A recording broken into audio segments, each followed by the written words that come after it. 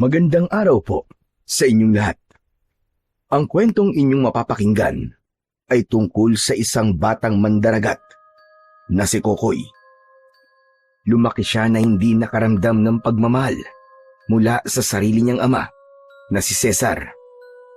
Sa hindi inaasahang pagkakataon, nakahuli si Kokoy ng isang isda na may pakpak na nagbigay sa kanya ng isang makapangyarihang mutya. Magagawa nga bang protektahan ng batang si Kokoy ang kanilang baryo mula sa mga aswang? At magtatagumpay nga ba siyang paslangin ng isang aswang kung ito ay naninirahan sa tubig? Ngunit bago po ang lahat mga idol, huwag po nating kalimutang mag-subscribe at i-hit ang notification bell sa aking YouTube channel na The Voice Addict at Apong Isaak para sa mas marami pang makapigil hiningang kwentong aswang at katatakutan mula sa mundo ng kababalaghan. Umpisahan na po natin ang kwento. Ano na namang nangyari? At umiiyak ka, Kokoy? Hindi ba sabi ko sa'yo ay ayokong nakikitang umiiyak ka? Kasi po, pinagtulungan po kasi ako buhati nila Bitoy. Tapos pinunta po nila ako sa malalim na bahagi ng dagat. Susmer Joseph, parang yun lang umiiyak ka na. Para kang hindi lalaki Kaya ka ginagawang katatawanan ng mga bata rito dahil ganyan ka. Pero wala naman po akong ginagawa sa kanila para gawin nila sa akin yun Mag-isa lang po akong namumulot ng kabibi sa dalampasigan. Tapos ganun po yung ginawa nila sa akin. At ano, hindi ka man lang ba lumaban? Tay, marami po sila Saka hindi po ba sabi sa akin nun ni nanay ay wag akong makikipag-away? Yan, kasalanan ng nanay mo kung bakit napakahina ng loob mo, Kokoy. Pinalaki ka niya na maging mahina. Tignan mo nangyari sa'yo. O ano, konting bagay lang umiiyak ka na, nagngangawa ka na dyan. Sige na, magbanlaw ka na doon sa likod at pagkatapos magsaing ka na. Kung saan-saan ka pa kasi pumupunta kaya napapahamak kang bata ka. At tumigil ka na sa pag-iyak mo Ayoko nakikita kang umiiyak. Sisigok-sigok na nagtungo sa likod ng bahay ang batang si Kokoy. Pinilit niyang pigilan ang kanyang pag-iyak habang kumukuha ng tubig sa balon. Nasaktan siya sa mga salitang natanggap niya mula sa tatay niyang si Mang Cesar. Inasahan niya kasi na ipagtatanggol siya nito, ngunit gaya ng palagi nitong ginagawa kapag may umaaway sa kanya, ay siya pa ang sinisi nito. Palagi nitong sinasabi na mahina siya, kaya siya madalas na pagtitripan ng mga bata sa baryo nila. Matapos magbanlaw, ay nagbihis na si Kokoy. Sinimulan niya na ang pagsasaing. Habang binabantayan ni Kokoy ang sinaing na nakasalang sa dikahoy na lutuan, ay lumapit sa kanya si Mang Cesar. Oo nga pala, mamayang gabi ay papalaot tayo. Dapat ay marami tayong mahuling isda dahil minalas tayo noong nakaraan. Sige po, Tay. Pero hindi po ba sabi po ng ibang mangingisda kaya mahina ang huli ngayon ay dahil po sa mga aswang dagat na berkakan? Sila raw ang dahilan kung bakit minamalas lahat ng mandaragat dito sa atin. Talagang ginawa mo pandahilan ng berkaka na yan para hindi ka sumama sa akin. Kung ayaw mo sumama, magsabi ka lang. At wag nang kung ano-ano pang sinasabi mo. Tumalikod si Cesar at nang wala na yon sa paningin ni Kokoy, ay nakaramdam siya ng labis na kalungkutan. Ang totoo ay naiinggit si Kokoy sa ibang mga bata na malapit sa kanilang ama. Hindi kasi sila ganon ng tatay niya.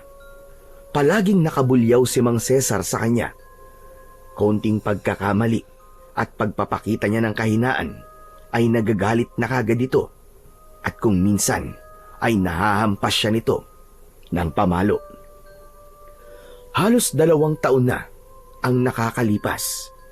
simula nang iwanan sila ng nanay ni Kokoy, sumama ito sa ibang lalaki. Simula noon, nagbago na ang pagtrato ni Mang Cesar sa kanya. Tila lahat ng galit nito sa asawa nito ay kay Kokoy nito ibinuhos. Bagay na hindi maintindihan ni Kokoy sapagkat alam niya na wala siyang kinalaman sa desisyong yun ng kanyang ina. Ganun pa man, hindi nawawalan ng pag-asa si Kokoy na darating ang araw na magbabago pa si Mang Cesar at itatrato rin siya nito ng tama at may kasamang pagmamahal. Nagmamadaling kumain ng hapunan sina Kokoy at Cesar. Naghahabol sila ng oras dahil kailangan na nilang pumalaot. Pagkatapos kumain, ay basta na lang nila inilagay sa batalan ang kanilang pinagkainan. Nang lumabas si Mang Cesar, ay sumunod kagad si Kokoy. Dalhin mo yung lambat at sumunod ka sa akin. Bilisan mo at ayoko ng babagal-bagal. Inuha ni Kokoy ang lambat at isinampay niya yon sa kanyang balikat. Pinilit niyang abutan si Mang Cesar na mabilis na naglalakad sa abot ng kanyang makakaya. Pero dahil sa bata pa, ay nahirapan siyang dalhin ang lambat. Ano ba, Kokoy? Hindi ba sabi ko bilisan mo? Pasensya na po kayo, Tay. Medyo mabigat po kasi itong lambat eh. Ano ba mabigat? Napakagaan lang yan. Bilisan mo. Kapag wala tayong nahuling isda mapapalo talaga kita. Ginawa ni Kokoy ang lahat para makahabol sa kanyang ama. Kahit hirap na hirap siya. Nang makarating sila sa kanilang bangka na nasa dalampasigan, ay isinampa niya ang lambat sa bangka at pinagtulungan nila ni Mang Cesar na itulak sa tubig ang bangka. Sa gitna ng malamig na gabi, ay lumulutang ang maliit na bangka nila Kokoy at Cesar sa kalmadong dagat.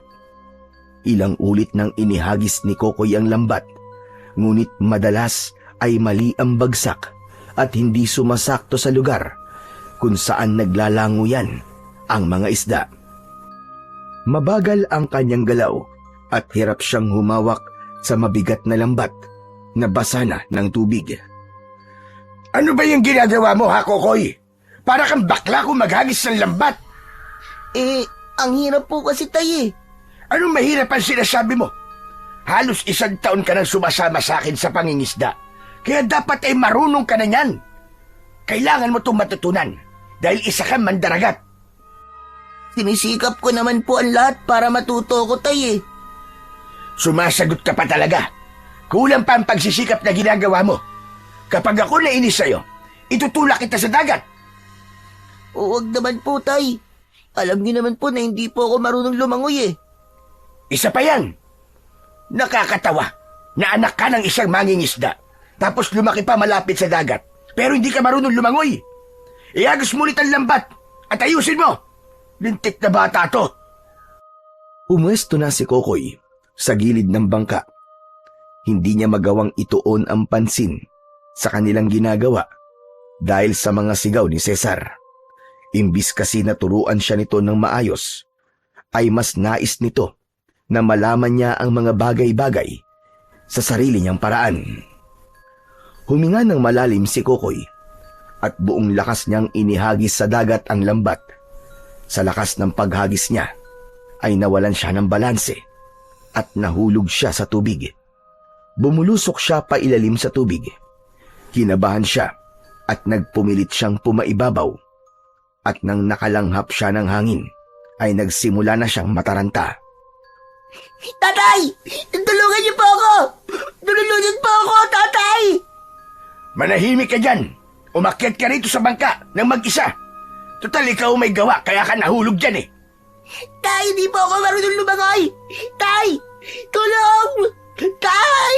Nalulunod pa ako! Patuloy na pinilit ni Kokoy na manatili sa ibabaw ng tubig.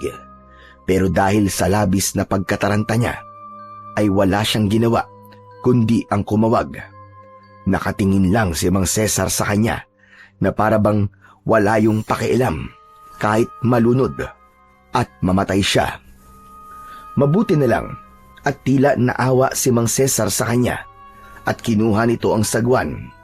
Pinahawak nito si Kokoy sa sagwan at saka siya hinila nito paakyat sa bangka. Ubo ng ubo si Kokoy habang habol niya ang kanyang paghinga. Salamat po, Tay. Akala ko po mamamatay na ako. Talagang mamamatay ka sa katangahan mo. Maghahagis ka lang ng lambat nahulog ka pa. Tapos hindi ka pa marunong lumangoy. Natatakot po kasi ako na lumangoy kasi hindi po ba muntik na ako malunod nun? Isang beses lang na nangyari yun sa'yo. Tapos natatakot ka na. Hindi ka mabubuhay sa lugar na to kung ganyan ka. Nakakahiya kang bata ka. Hala, sige, kumilos ka na. At nasasayang ang oras natin ang dahil sa kapalpakan mo. Kahit hindi pa maayos ang pakiramdam, dahil muntik na siyang malunod, ay pinilit pa rin kumilos ni Kokoy. Pinilit niyang wag nang magkamali upang hindi na siya mabulyawan na naman ni Mang Cesar. Lumipas ang ilang oras at napakakonti pa lamang ng isdang nahuhuli ng mag-ama. Ramdam ni Kokoy ang pagod sa kanyang braso at likod, ngunit mas mabigat ang pakiramdam ng takot dahil alam niya na mapapagalitan siya ng tatay niya at siya na naman ang sisisihin nito dahil kakakaunti ang isda na kanilang nahuli. Hindi nagkamali si Kokoy dahil nang umuwi sila nakakaunti ang huling isda ay pinagalitan siya ni Mang Cesar. Oh, ano? Nakita mo na nangyari? Kakaunti na naman ang isdang nahuli natin. Magkano ko lang maibibenta mga yon? Ilang araw na namang asin at toyo ang uulamin natin. Kasalanan mo to kasi puro kakapalpakan. Ayos lang po yun, Tay. Ang importante po, meron pa rin po tayong nahuli kesa po sa wala. Talaga bang ganyang kababaw ang kaligayahan mong bata ka? Nakukontento ka sa kakaunting huli? Sa tingin mo ba ay mabubuhay tayo kapag nagtagal na gano'n ang isdang nauhuli natin sa dagat? Pero Tay, hindi naman po natin kontrol kung marami o maunti ang mahuhuli nating isda Kahit po sinong magaling na mangingisda, ay kakaunti po ang mahuhuli kung konti lang talaga ang isda sa dagat. Kung ganyan ang paraan mo ng pag-iisip, ay hindi ka mabubuhay, Kokoy. Magpasalamat ka pa nga, dahil mas maluwag pa ako sa'yo kumpara sa mga magulang ko nung bata pa kami ng mga kapatid ko. Hinahayaan kami ng tatay namin na mangisda ng kami-kami lang. Kapag wala kaming nahuli, ay binubugbog kami at hindi pa pinapakain. Gusto mo bang ganun rin ang gawin ko sa'yo, ha, Kokoy? Ayoko po, Tay. Pangako po. Sa susunod po, gagalingan ko na po. Anak ng tutsa, oo. Isa ka talaga malaking kahihiyan, Kokoy. Hindi ka ba naiihiya na napag-iwanan ka ng ibang mga bata rito? Lalo na si Bitoy. Napakagaling mangisda ng batang yun. Bukod pa ron, ay marunong din siyang sumisid ng mga perlas. Tignan mo, at grabe siyang ipagmalaki ng tatay niya. Samantalang ikaw, simula nang isama kita sa pangingisda, ay hindi na kita nakitaan ng pagbabago. Puro ka pa rin kapalpakan. Hindi na nagawang makapagsalita ni Kokoy matapos ng mga sinabi ni Mang Cesar. Matindi ang pangliliit na nararamdaman niya sa kanyang sarili. Aminado siya na kumpara sa ibang bata sa kanilang baryo, ay sadyang mahina siya. Ginagawa rin niya ang lahat upang maging mahusay siyang mandaragat, ngunit tila hindi talaga para sa kanya ang bagay na yon. Pakiramdam niya ay may ibang bagay na nakalaan para sa kanya, kung saan mas maipapakita niya ang kanyang husay. Natulog si Kokoy ng madaling araw na yon na may bigat sa dibdib. Bilang nag-iisang anak ni Mang Cesar, ay nais niya na maipagmalaki siya nito. Ngunit ang bagay na yon ay tila hanggang pangarap na lamang.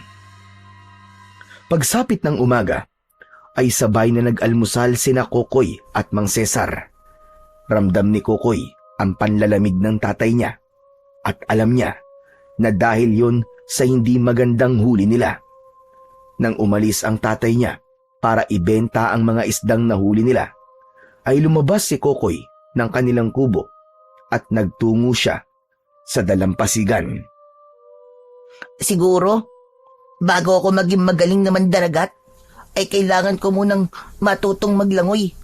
At walang ibang magtuturo sa akin ng bagay na yon, kundi ang sarili ko lang. Hinubad ni Kokoy ang suot niyang sando. Naglakad siya papunta sa tubig. Nang yakapin ng tubig ang mga paa niya, ay nanginig siya. Hindi dahil sa lamig, kundi biglang bumalik sa alaala niya ang araw na muntik na siyang malunod. Nilabanan niya ang takot at nagpatuloy siya sa paglalakad hanggang makarating siya sa parte ng dagat na hanggang bewang niya ang lalim. Inilublob niya ang sarili sa tubig at iginilaw niya ang mga kamay at paa gaya ng nakikita niya sa ibang bata. Ngunit kahit na anong gawin niya, ay hindi talaga siya lumulutang. Kapag umaabot na sa dibdib niya ang tubig, ay agad siyang nanginginig at nawawala sa ayos ang kanyang paghinga. Hanggang sa narinig na niya ang boses ni Bitoy. Hoy! Hoy, Kokoy! Anong ginagawa mo dyan, ha? Para kang palakang nalulunod, ha? Nag-aaral akong maglangoy. At talagang umaasa ka pa na matututo kang lumangoy, ano? Kahit na anong gawin mo, hindi ka matututo. Hindi na lang pinansin ni Kokoy si Bitoy. Umahon na siya sa tubig. Kinuha niya ang kanyang sando at muli yung isinuot. Palakad na siya palayo nang humarang naman si Bitoy sa harapan niya. May kaba siyang naramdaman sa uri ng ngiti nito na para bang may hindi ito magandang pinaplanong gawin sa kanya. Bakit naman huminto ka sa paglangoy mo? Saan ka pupunta? Uuwi na ako sa amin. Baka mapagalitan ako ni tatay kapag hindi niya ako naabutan sa bahay eh. Mamaya ka na umuwi. Alam ko na nasa palengke pa ang tatay mo at binibenta ang kakaunting isda na nahuli niyo kagabi. Teka, paano mo nalaman nakakaunti lang ang huli namin? Nakita ko ang tatay mo papuntang palengke kanina. Napakakunti ng dala niyang isda. Nakakaawa naman kayo. Samantalang kami ni tatay, isang puno ng banyerang nahuli namin. Ayos lang yon. Babawi na lang kami ni tatay sa susunod. O sige, Bitoy ah. Kailangan ko na talagang umuwi eh. Mamaya ka na sabi umuwi. Suban turuan kitang lumangoy, ha? Alam mo kasi, palagi bang kitang inaaway, ay gusto rin kitang tulungan. Siyempre, sino pa ba magtutulungan, di ba? Kundi tayo-tayo lang na nakatira sa iisang baryo, di ba? Talaga, Bitoy? Tuturuan mo ako lumangoy? Oo naman. O ano, gusto mo ba? Sandaling nag-isip si Kokoy. Medyo duda siya sa alok na yon ni Bitoy. Ngunit napansin niya na seryoso ang mukha nito at tila wala yung binabalak na hindi maganda. Sige, payag na ako. Matagal ko na talagang gusto matutong lumangoy. Ayaw kasi akong turuan ni tatay eh. Kasi ang gusto niya ay matuto ko sa sarili kong paraan. Kalokohan niyang sinasabi ng tatay mo. Walang natututong lumangoy nan siya lang. Kailangan ay merong magtuturo sa'yo, Kokoy. At ako ang magiging teacher mo sa paglalangoy. O ano, ayos ba yun? Oo naman, Bitoy. Maraming salamat talaga sa'yo ah. Akala ko masama ang ugali mo. Pero mabait ka rin pala. O ano, tara na. Sayang ang oras eh. Ngumiti si Kokoy. Muli niyang hinubad ang kanyang damit at lumusong siya sa dagat kasama si Bitoy. Huminto sila sa tubig kung saan hanggang dibdib nila ang lalim. Hindi ka matututong lumangoy kung sa ganito kababaw ka mag-aaral. Kailangan ay lumalim pa tayo ng konti. Pero malalim na to para sa akin, Bitoy. Gusto ba matutong lumangoy o hindi? Kung ayaw mo akong sundin, ay walang problema. Aalis na lang ako. Ay, hindi. Sige na. Susundin na kita, Bitoy. Pero hindi ko na kayang lumalim pa eh. Hanggang dibdib lang talaga ang kaya ko. Eh di sumampa ka sa likod ko. Tapos, ako na lang ang lalangoy. Kinakabahan man, ay sinunod pa rin ni Kokoy ang sinabi ni Bitoy sa kanya. Desperado na talaga siyang matutong lumangoy dahil alam niya na sa ganung paraan ay matutuwa ang tatay niya sa kanya. Sumampa si Kokoy sa likod ni Bitoy.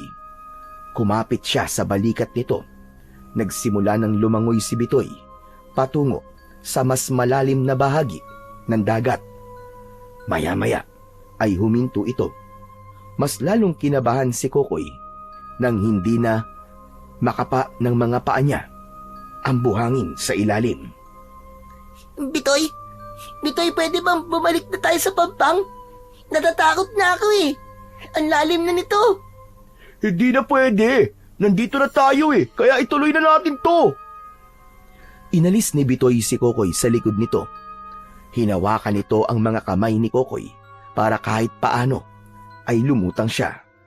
Ngunit nilukob na ng takot si Kokoy at mabilis niyang ikinampay ang kanyang mga paa.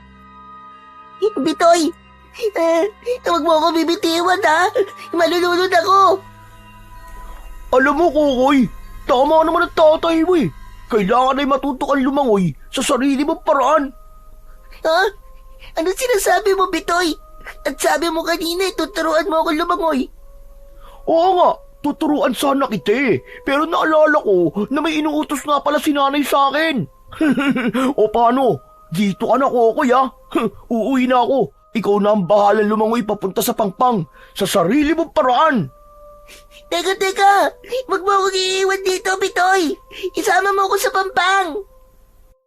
Isang malakas na pagtawa ang pinakawalan ni Bitoy at saka nito binitiwan ang mga kamay ni Kokoy. Biglang lumubog sa tubig si Kokoy dahil sa sobrang likot niya. Nagpumilit siyang makapunta sa ibabaw at nang lumitaw ang ulo niya ay nakita niya si Bitoy na mabilis na lumalangoy patungo sa dalampasigan. Bitoy! Tulungan mo ako! Bitoy!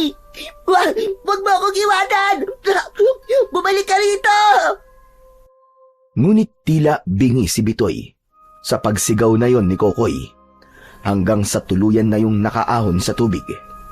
Mabilis na tumakbo si Bitoy palayo habang humahalakhak ng malakas na parabang wala lamang rito kahit mamatay si Kokoy sa pagkalunod. Pinilit ni Kokoy na ikampay ang kanyang mga kamay at paa, pero imbis na umusad siya, ay paatras ang naging galaw ng kanyang katawan. Dahil doon ay mas lalo siyang nataranta, lalo na't hindi niya na alam kung gaano karaming tubig alat na ang kanyang nainom. Ang buong akala ni Kokoy ay yun na ang magiging katapusan niya. Walang ibang tao sa paligid kaya walang maaaring tumulong sa kanya. Hanggang sa tuluyan ng nawalan ng lakas ang katawan niya. Unti-unti na siyang lumubog. Ngunit biglang may mga kamay na humila sa kamay niya at isinama siya ng nagmamay-ari ng kamay na yon papunta sa Pangpang. Isang matandang lalaki ang tumulong sa kanya. Yun ay si Mang Dario na kilalang manggagamot sa baryo nila. Pinadapa siya nito sa buhangin at paulit-ulit nitong tinapik ang likod niya hanggang sa isuka niya ang tubig alat na kanyang nainom. Habol ni Kokoy ang kanyang paghinga habang umiiyak. Salamat po, Mandario. Akala ko po'y malulunod na ako Magpasalamat ka at napadaan ako at nakita kita. Kung hindi, talagang kwento ka na lang ngayon, bata. Ano ba kasing ginagawa mo? At nandun ka sa malalim na bahagi ng dagat. Hindi ba't hindi ka naman marunong lumangoy? Paano si Bitoy po kasi? At sabi niya po tuturuan niya akong lumangoy. Dinala niya po ako sa malalim tapos iniwanan po niya ako ron. Kahit alam naman po niya na hindi ako marunong lumangoy. Aba, salbahe talaga ang Bitoy na yon. Nung isang araw nga pinagsisiraba naman ang tanim kong oregano. dahil hindi ko siya pinayagan ng kumuha ng bunga ng talim kong bayabas. Kaya sa susunod, ay huwag ka nang magtitiwala sa batang yon. Alibasa ay hindi na pagsasabihan ng mga magulang niya kahit mali ang ginagawa. Kaya ganun ang ugali ng batang yon.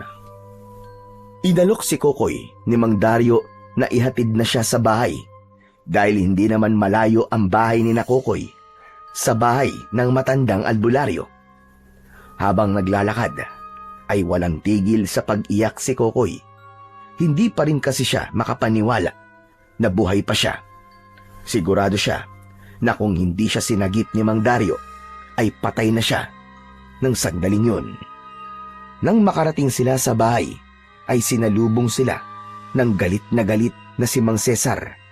Hinuhano ng isang patpat at akmang papaluin ito si Kokoy, pero mabilis na humarang si Mang Dario. Umalis ka dyan, Mang Dario, ah! Huwag kang makialam kung paano ko didisiplinahin ang anak ko. Dapat lang napaluin yan. Dahil nag-utos ako magwalis sa paligid ng bahay, pero mas inuna pa ang paglalakwatsa. Sandali lang, Cesar. Hindi naman siya nakikialam. Pero talagang papaluin mo na lang kagad ang anak mo. Kahit nakita mo na umiiyak siya at halos hindi na siya makahinga. Wala kang pakialam. Ang dapat sa batang yan ay nasasaktan para maintindihan niya na dapat ay unahin niya mga utos ko bago ang ibang bagay. O ikaw, Kokoy, tumigil ka sa pag-iyak-iyak mo, ha? Para kang bakla. Hindi ko alam kung matatawa o maaawa ko sa iyo, Cesar. Para ba sa iyo ay isang kabaklaan ng pag-iyak ng isang lalaki? Ano bang tingin mo sa anak mo? Isang bato na walang emosyon, ganun ba?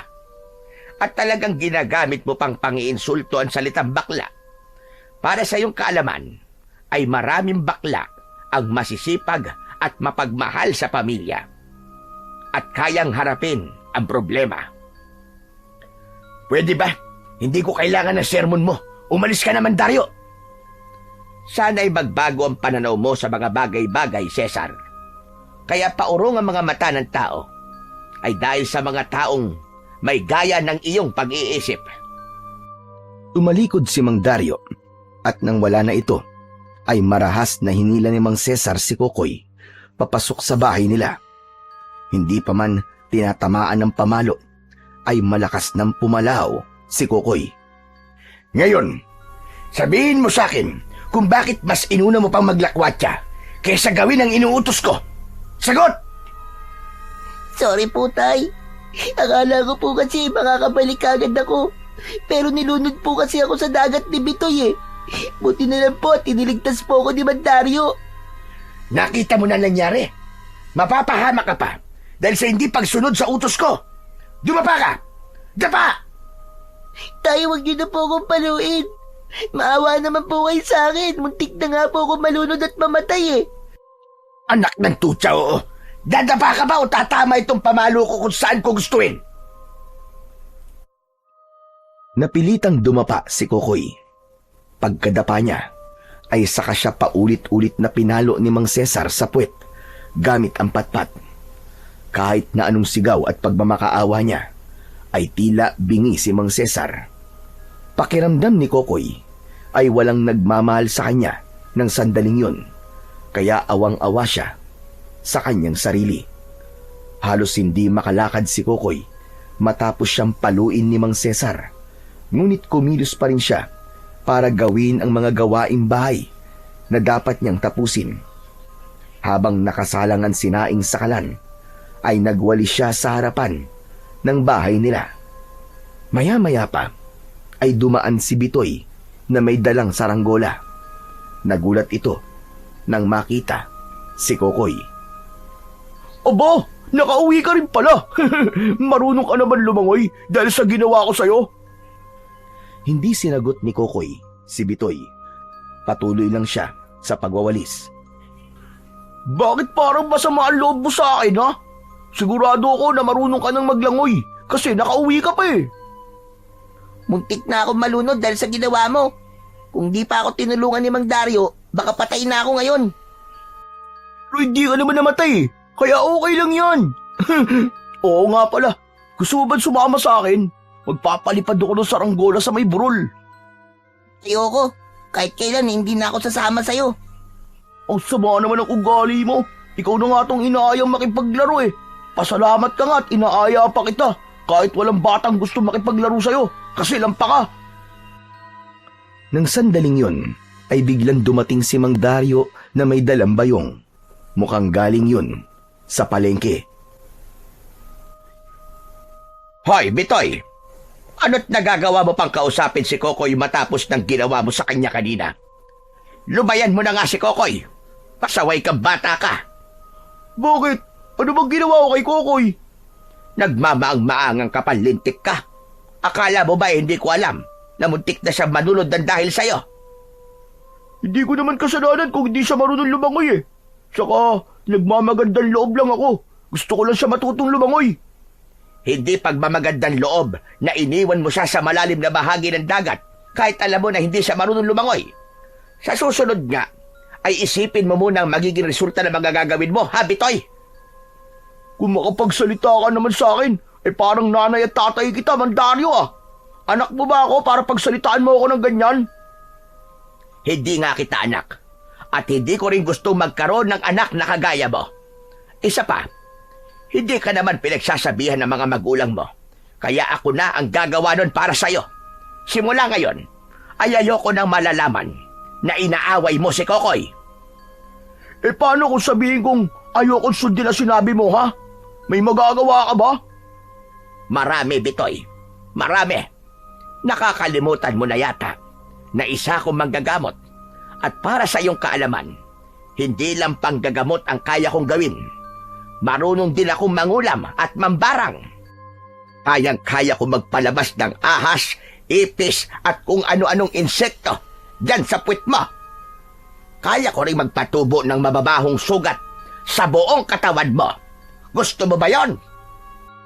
Marahang lumapit si Mang Dario kay Bitoy. Bumakas ang takot sa muka ni Bitoy. Nagulat ito nang bumunot si Mang Dario ng isang hibla ng buhok ni Bitoy. Aray ko! Bakit mo ako kinuha ng buhok? Isang buhok mo lang kasi ang kailangan ko para makulam kitang bata ka. Okay na yan! Ibalik mo ang buhok ko! Isinilid ni Mang Dario ang buhok ni Bitoy sa bulsa ng pantalon nito. Hindi ko sa'yo ibabalik ang buhok mo. Itatabi ko to para kapag nagsumbong si Kokoy sa akin na ginawan mo siya ng hindi maganda, ay alam mo na ang mangyayari sa'yo. Isusumbong kita sa tatay ko, Mandario! Lagot ka! Sige, magsumbong ka at kukulamin ko kayong dalawa ng tatay mo! Takot na tumakbo palayo si Bitoy. Malakas namang tinawanan ni Mang Dario ang nangyari.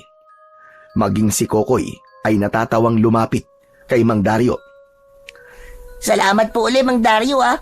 Sigurado po ako na hindi na ako aawayin ni Bitoy dahil sa ginawa nyo. Ang dapat sa mga batang kagaya ni Bitoy ay tinatakot paminsan-minsan.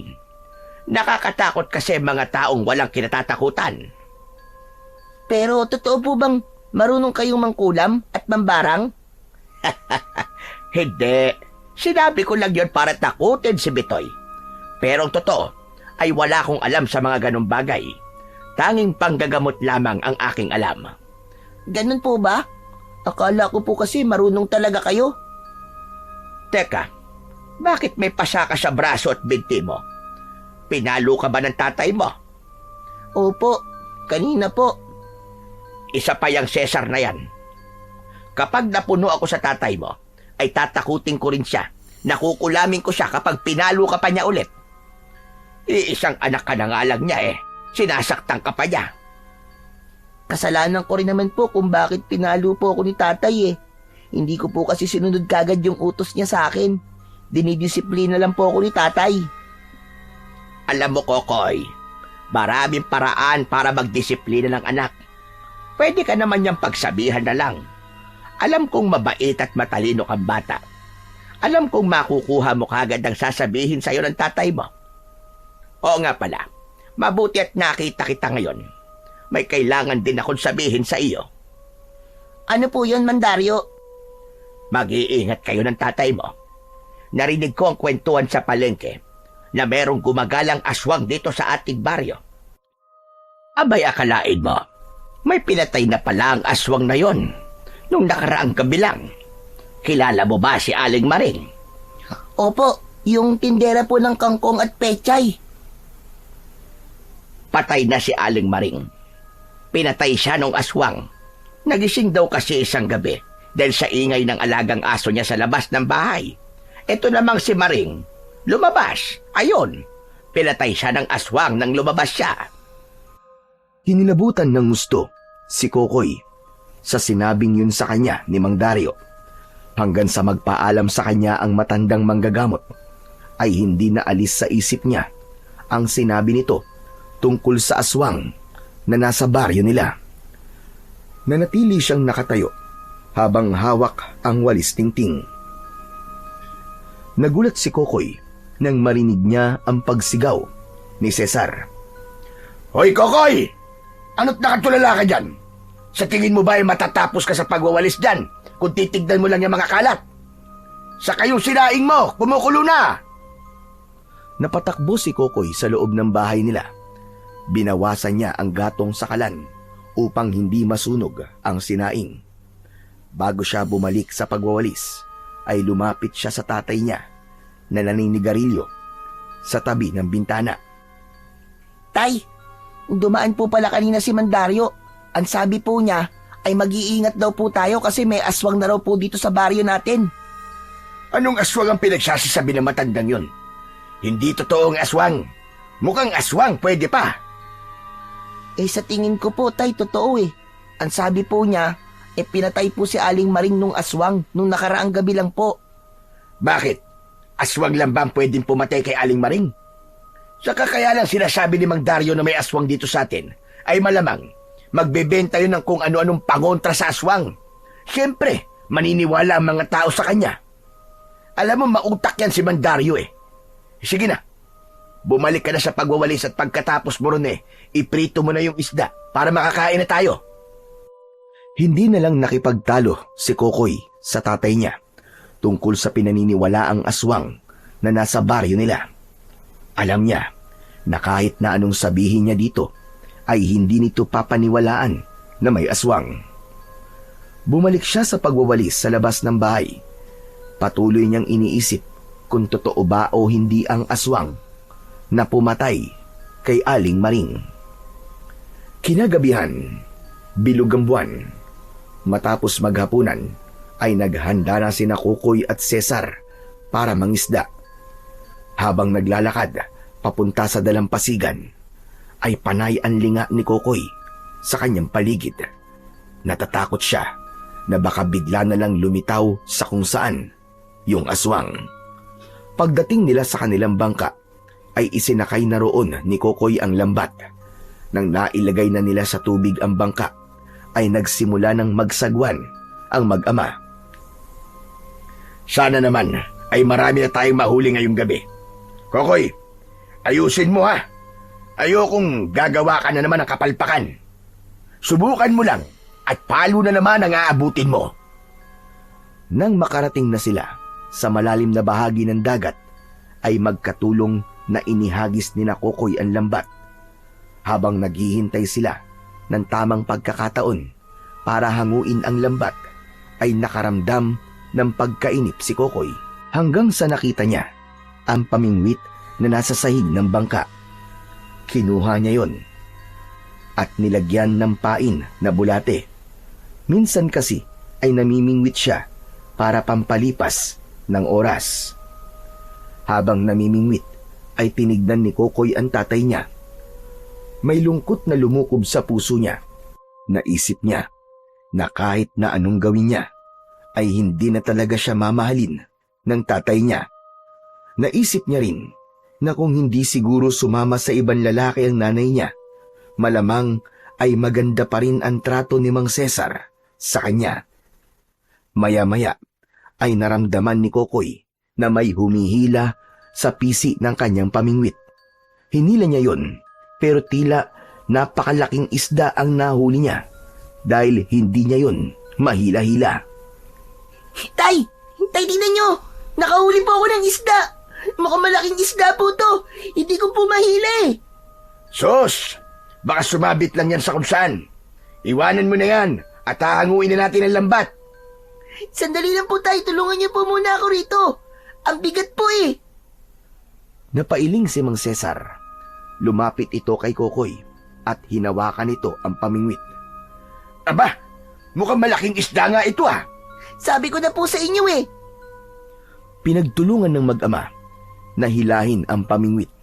Sa wakas ay matagumpay nilang naiangat mula sa kailaliman ng tubig ang isdang nahuli ni Kokoy.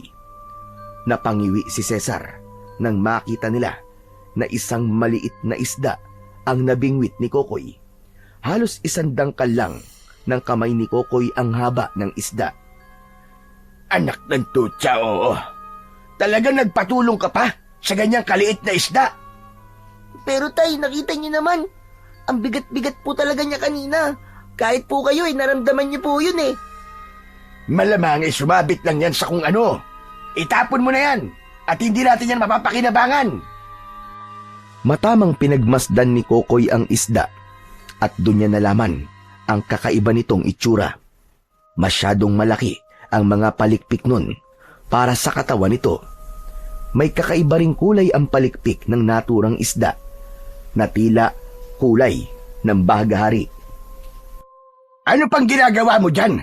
Tulungan mo na ako sa paghango nitong lambat. Sandali lang po tay. Tignan niyo po tong isdang to. Oh. Kakaiba po siya. Para po siyang may pakpak. Walang kakaiba sa isdang yan. Bulador ang tawag dyan. Flying fish. Hindi yan pangkaraniwan. Itapon mo na yan. Bilisan mo. Tulungan mo na ako rito. Sandaling pinagmasdan ni Kokoy ang isdang may pakpak. Inalis niya yon mula sa hook at kinuha niya ang lata na nasa isang sulok ng bangka. Nilagyan niya yun ng tubig mula sa dagat at sa kanya inilagay doon ang kakaibang isda. Tinulungan niya na si Mang Cesar sa paghango ng lambat at kahit paano ay masaya siya dahil hindi na ganun kaunti ang nahuli nilang mga isda sa pagkakataon na yon. Napuno ni Kokoy at Cesar ang isang timba ng mga isda. Alam ni Kokoy na sa gabing yon ay ligtas siya sa galit ng kanyang ama. Nang mailagay na nila sa dalampasigan ng bangka, ay binuhat na ni Mang Cesar ang timba. Kinuha naman ni Kokoy ang isdang may pakpak na nakalagay sa lata at dinala niya yon hanggang sa bahay nila. Ipinatong niya ang lata sa ibabaw ng lamesa habang si Cesar ay inilagay ang mga nahuli nilang isda sa malaking icebox na may yelo. Pinanood ni Kokoy ang paglangoy ng kakaibang isda sa loob ng lata. Ano ba yung lata na yan? Tay, dito ko po nilagay yung isdang may pakpak. Naisip ko po na alagaan na lang po siya. Sa tingin mo ba ay mabubuhay yan? Paniguradong bukas ng umaga, patay na yan. Hindi naman po siguro, tay. Matulog ka na at bukas ay samahan mo ko sa palengke. Tulungan mo ako magbenta ng mga isda para mabilis tayo matapos. Opo, tay. Naglatag na si Kokoy ng banig sa kawayan nilang sahig. Inilagay na rin niya roon ang mga unan at kumot nila. Nang humiga na si Cesar, ay pinatay na ni Kokoy ang gasera at nahiga na siya sa tabi ng kanyang ama para matulog. Kinabukasan ng umaga, nang magising si Kokoy, ay agad niyang tinignan ang kakaibang isda na nakalagay sa lata. Labi siyang nagimbal dahil wala na roon ang mismong isda.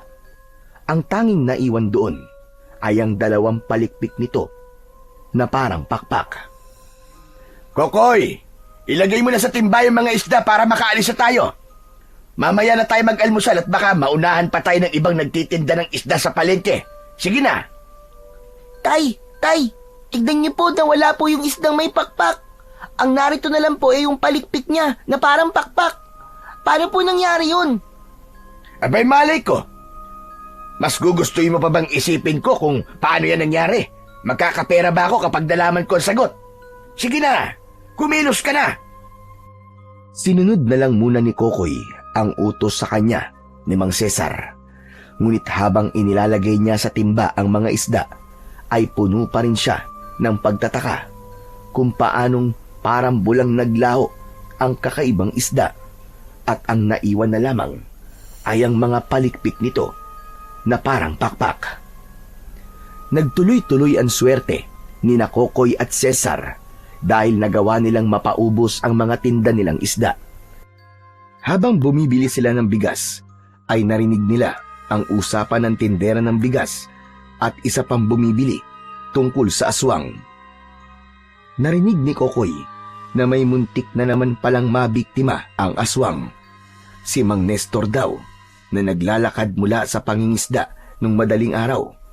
Inatake raw si Mang Nestor ng aswang, pero mabuti na lang at may dala itong itak, kaya naman naitaboy nito ang aswang. Habang bitbit ni Kokoy ang 3 kilo ng bigas, ay nasa utak pa rin niya ang nangyari kay Mang Nestor. O ano, nakita mo na ang ginawa ni Mang Dario? Dahil sa pagpapakalat niya na may aswang dito sa atin, ay naniwala na tuloy ang mga tao. Talagang sinadya niya yan para makapagbenta siya ng kung ano-anong pangontra sa aswang. Pero hindi naman po si Mandario ang nagpakalat ng kwentong may aswang po dito sa atin, Tay eh. Narinig lang din po yun ni Mandario. Kahit na, sinasamantala lang niya ang takot ng mga tao para kumita siya. Pero Tay, paano po kung totoong may aswang nga? Dapat po yata ay mag-ingat na tayo, lalo na tuwing gabi po tayo nangingisda. Dumali ka na naman sa pagiging duwag mo. O sinasabi mo lang yan para hindi ka na sumama sa akin sa dagat. Isa pa, sa tingin mo ba mabubuhay tayo kung titigil tayo sa pangingisda dahil sa takot sa aswang na yon? Wala naman po kung sinabi na titigil po tayo sa pangingisda, Tay. Ang sabi ko po ay maging maingat po tayo. Ganun na rin yun. Nangangatwiran ka pa talaga, ha? Nang makarating na sina Kokoy at Cesar sa bahay, ay isinalin na ni Kokoy sa lalagyan ng bigas ang binili nila. Muli niyang tinignan ang palikpik ng isdang may pakpak na nakababad sa tubig alat na nasa lata. Kinuha niya ang 2 palikpik at pinagmasdan niya yung mabuti. Hala, bakit ganito na to? Napakatigas na niya. Para na siyang bato ah. Pero ang ganda-ganda niya. Parang magandang gawing pulseras to ah. Napangiti si Kokoy ng isang ideya ang pumasok sa kanyang isipan. Naghanap siya ng tali at nang makakita siya ng tali na gawa sa abaka ay kinuha niya yon.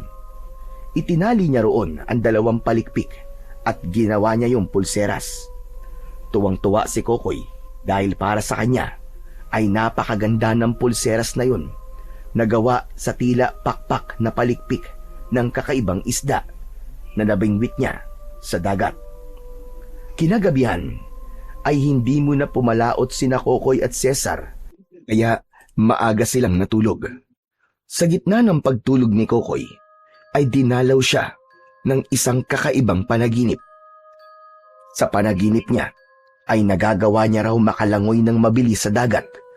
Bukod pa doon, ay nakakahinga pa siya ng matagal sa ilalim ng tubig. Tuwang-tuwa siya sa panaginip niya habang sumisisid siya sa dagat at pagkatapos ay bigla siyang lilitaw sa tubig at magpapadus-dus siya sa hangin na para siyang isdang may pakpak. Kinaumagahan, sa almusal ay hindi napigilan ni Kokoy ang mapangiti nang maalala niya ang kakaibang panaginip na yun. Ngunit hindi niya namalayan na nakatingin na pala ng masama si Mang Cesar sa kanya. Nawala ang ngiti ni Kokoy at ipinagpatuloy niya ang pagkain. O ikaw, anong iningiti-ngiti mo dyan, ha? Mukha kang timang. Kasi Tay, naalala ko lang po kasi yung panaginip ko kagabi. Para daw po akong isdang may pakpak na lumilipad sa ibabaw ng dagat.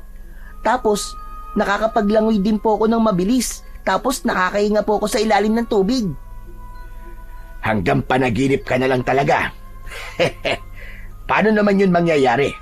Hindi ka marunong lumangoy. Kaya nga po masaya ako kasi kahit sa panaginip lang po, ay nakita ko po ang sarili kong lumalangoy. Teka, ano ba yung suit mong pulseras? Ngayon ko lang yata nakita yan. Ito po ba? Ito po yung palikpik ng isda na may pakpak na nahuli ko. Nagtataka nga po ako kung bakit ito naging matigas na parang bato eh. Kaya naisipan ko pong gawing pulseras. Kesa bumili pa po ako, di ba? Gastos lang po yun. Oo nga pala, pupunta ako ngayon sa bayan ha. May mga bibilin lang ako ron na mga kailangan natin dito sa bahay. Huwag kang umalis dito habang wala ako. Maghanap ka ng kung anong pwede mong gawin. Opo. Tay, anong oras po kayo babalik? Baka siguro magtanghali na. Kaya dapat sa oras na yon ay may pagkain na. Igisa mo na lang yung pechay dyan tapos iprito mo yung tuyo. Sige po, Tay. Ako na pong bahala. Matapos nilang mag-almusal, ay umalis na si Mang Cesar. Nang maiwan si Kokoy, ay hinugasan na niya sa batalan ang mga pinagkainan nila. Habang abala siya roon, ay nakarinig siya ng sigawan ng mga tao sa labas. Sumilip siya sa bintana at nakita niya ang mga taong tumatakbo sa iisang direksyon. Ano kayang nangyayari? Bakit parang nagkakagulo sila? Napuno ng kuryosidad si Kokoy. Kaya kahit sinabi ni Cesar na bawal siyang lumabas, ay lumabas pa rin siya. Sinundan niya ang mga tao hanggang sa nakarating siya sa dulong bahagi ng baryo kung saan merong malawak na kasukalan. Napakaraming tao ang naroon. May kung anong tinitignan ang mga yon. Nakisiksik si Kokoy sa mga tao at nang makita niya ang pinagkakaguluhan ng mga tao, ay halos bumaliktad ang sikmura niya. Isang bangkay ng lalaki ang naroon. Naliligo yun sa sarili nitong dugo. Puno ng kagat at kalmot ang katawan ng biktima. Wakwak ang dibdib nito at makikitang wala na yung puso. Hindi kinaya ni Kokoy ang kalunos-lunos na tagpo, kaya nagmamadali siyang umalis. At nang makalabas na siya sa kumpulan ng mga tao, ay nakita niya si Mang Dario na nakatayo sa hindi kalayuan. Lumapit si Kokoy sa matanda. Mang Dario, aswang po ba yung pumatay dun sa lalaki? Oo, Kokoy. Aswang nga ang may gawa nun. Nakakatakot na talaga dito sa lugar natin. Nadagdagan na naman ang biktima ng aswang. Wala po ba tayong pwedeng gawin, Mang Dario? Hindi po ba dapat tinutugis na yung aswang na yon? Narinig ko na magroronda naman daw ang mga tanod sa gabi. Pero sa aking palagay ay hindi sapat yon. Tignan mo, at sa kabila ng kanilang ginagawa, ay nagawa pa rin pumatay ng aswang. Natahimik si Kokoy. Napuno ng labis na takot ang kanyang dibdib. Nagulat siya nang biglang hinawakan ni Mang Dario ang kanyang kamay. Matama nitong tinignan ang pulseras na suot niya. Maya-maya pa ay bumakas ang gulat sa mukha ng matanda na labis na ipinagtaka ni Kokoy. Bakit po, Mang Dario? Ano po yun? Kokoy, saan mo nakuha ang pulseras mo? Ito po ba? May nahuli po kasi akong isdang may pakpak. Ang sabi po ni tatay ay bulador daw po ang pangalan ng isdang yon. Inuwi ko po tapos kinabukasan, yung palikpik niya na lang po ang naiwan. Nagtaka nga po ako kung paanong biglang nawala yung isdang may pakpak na yun. Tapos po, ito mga palikpik niya ay naging parang bato kasi tumigas po siya kahit nakababad naman po sa tubig. Hindi mo ba alam kung anong klaseng bagay ang nakuha mo? Yun nga po, palikpik po ng isdang may pakpak. Kokoy, hindi lamang yan isang simpleng palikpik. Isa yang makapangyarihang mutya.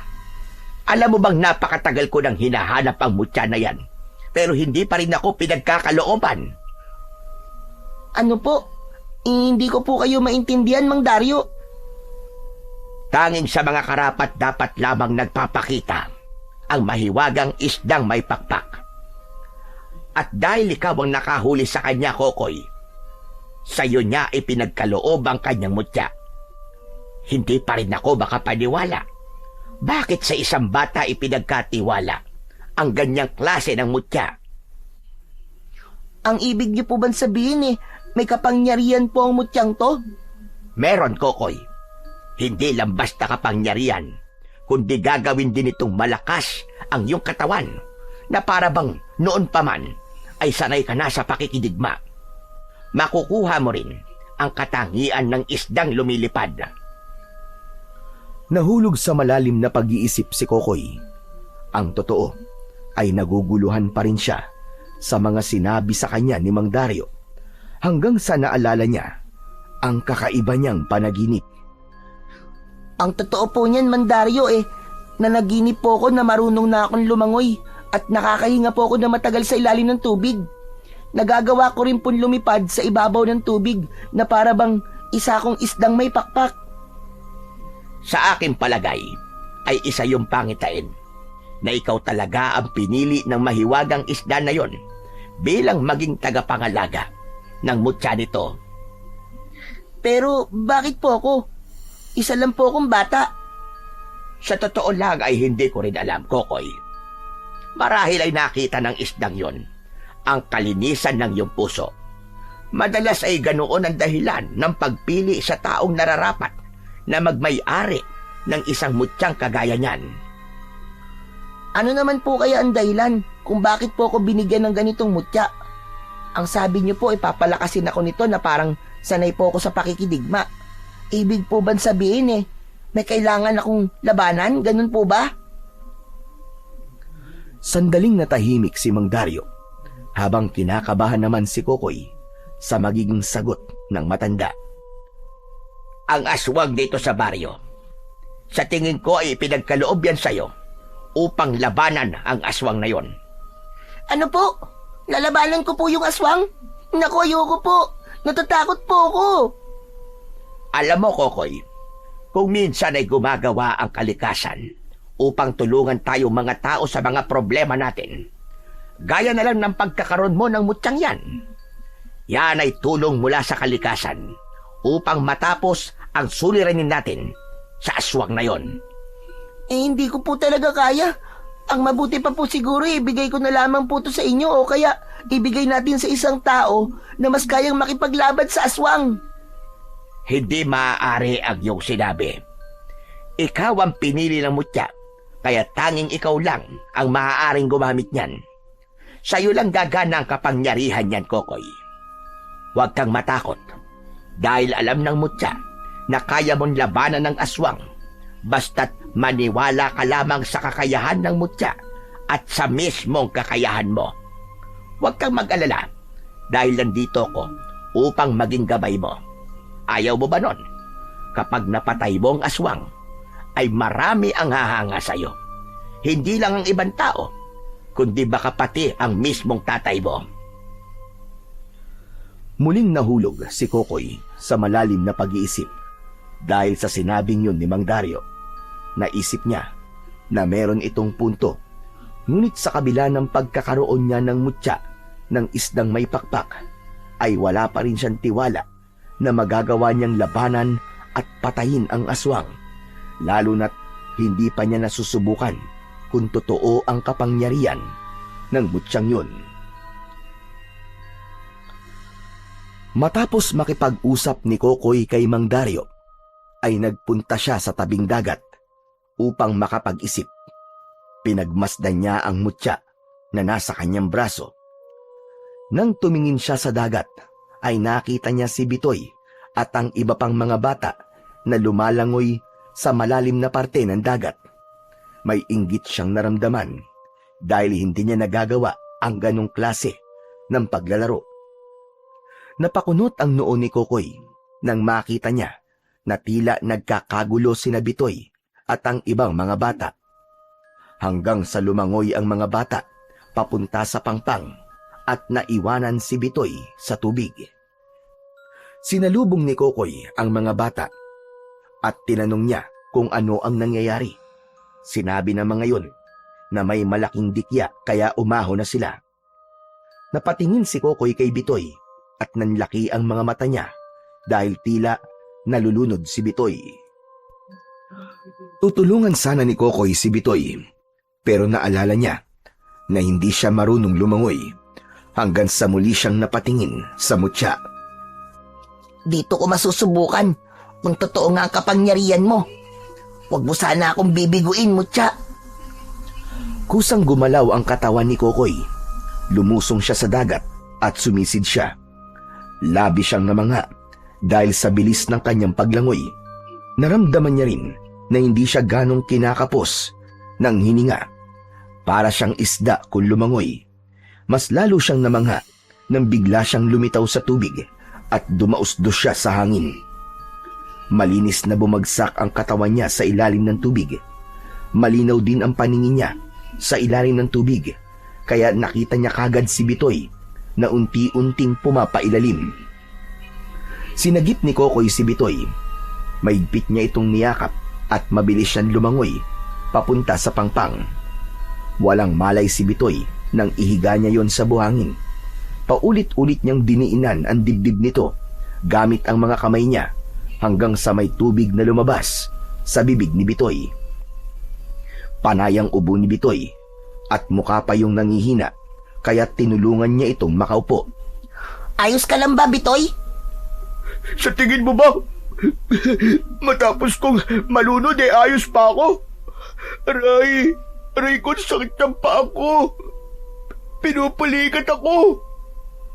Kaya pala muntik ka ng malunod kasi pinulikat ka. Ganito, i-relax mo lang ang paa mo. Mabuti na lang at nailigtas kita, kundi patay ka na sana ngayon. Ha? Anong sinasabi mong ikaw ang nagligtas sa akin? Hindi ka naman marunong lumangoy May nakikita ka bang ibang tao? Yung mga kalaro mo, iniwanan ka at natakot sa dikya. Mga loko ba ngayon Hindi man lang ako tinulungan.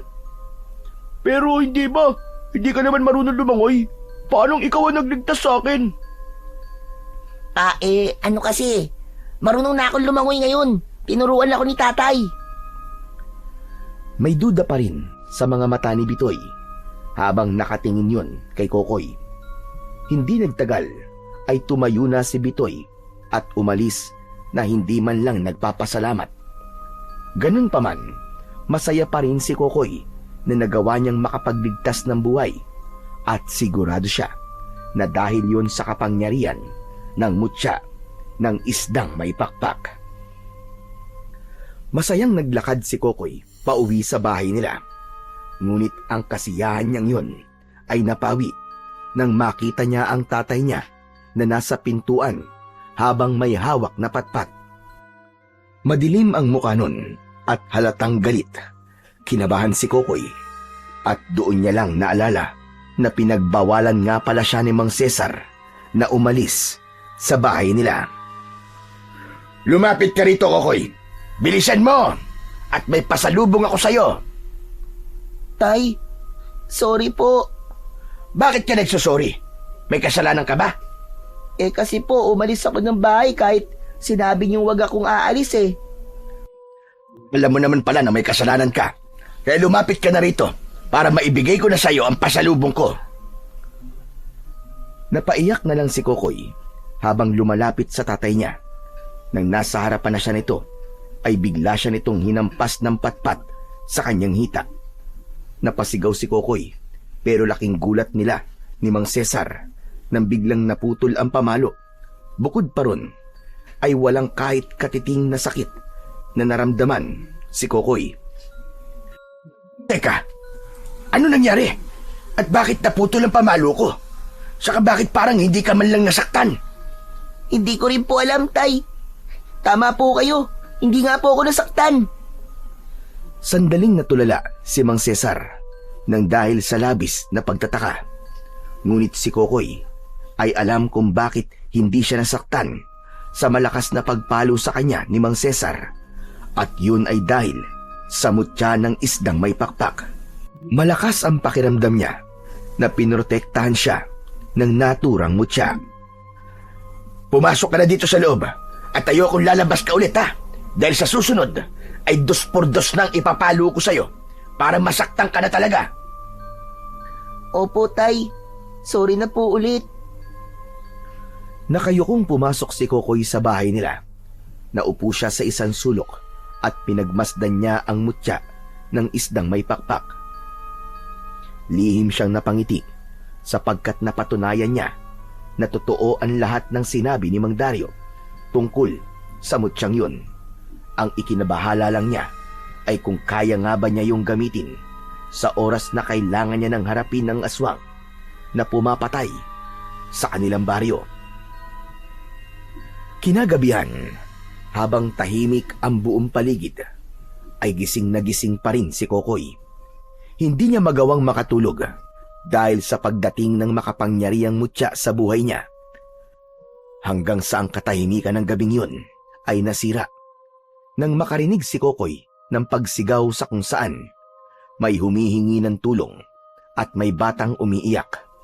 Napabalikwas siya ng bangon at luminga siya sa paligid. Tulog na tulog si Mang Cesar sa kanyang tabi. Kilala ni Kokoy ang tatay niya.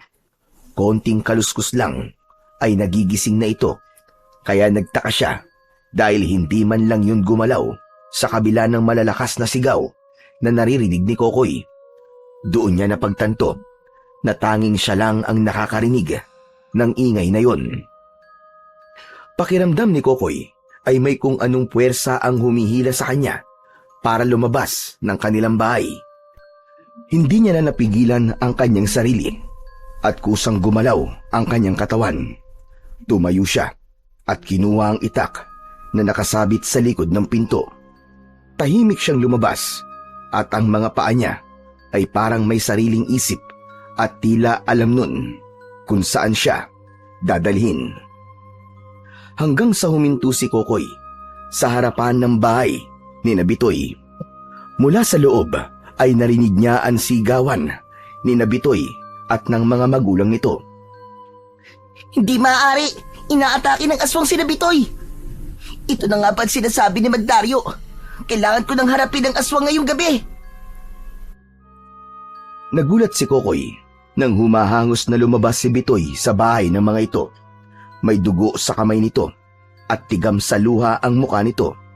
Nang makita siya ni Bitoy, ay hinawakan nito ang magkabilaan niyang braso. Ano nangyari, Bitoy? Bakit may dugo ang mga kamay mo? Pinasok kami ng aswang!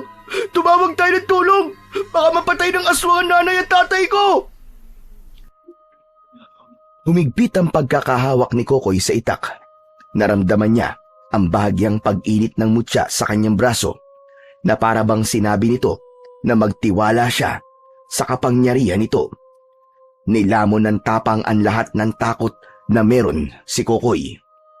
Malalaki ang mga hakbang na naglakad si Kokoy papunta sa bahay ni Bitoy. Kokoy! Anong gagawin mo? Ba't ka papasok dyan? Nandiyan yung aswang! Ililigtas ko ang mga magulang mo! Umalis ka na at tumawag ka ng tulong! Bilisan mo! Nahihibang ka na ba? Aswang ang mga kalaban mo! Hindi mo yan kaya! Kaya ko siya, Bitoy! Akong bahala! Magtiwala ka! Bahala ka sa buhay mo! Tatawagin ko sila kapitan! Mabilis na tumakbo palayo si Bitoy, habang si Kokoy ay patuloy na naglalakad hanggang sa makarating na siya sa pintuan ng bahay ni Bitoy. Tumambad sa kanya ang isang nakakakilabot na tagpo. Duguan ang nanay ni Bitoy habang nasa isang sulok, habang ang tatay naman ni Bitoy ay nakikipagpambuno sa aswang. May malalim na kalmot yun sa dibdib. Sa unang pagkakataon ay nakita ni Kokoy ang aswang. Kulubot ang maitim nung balat. Meron yung matutulis na kuko.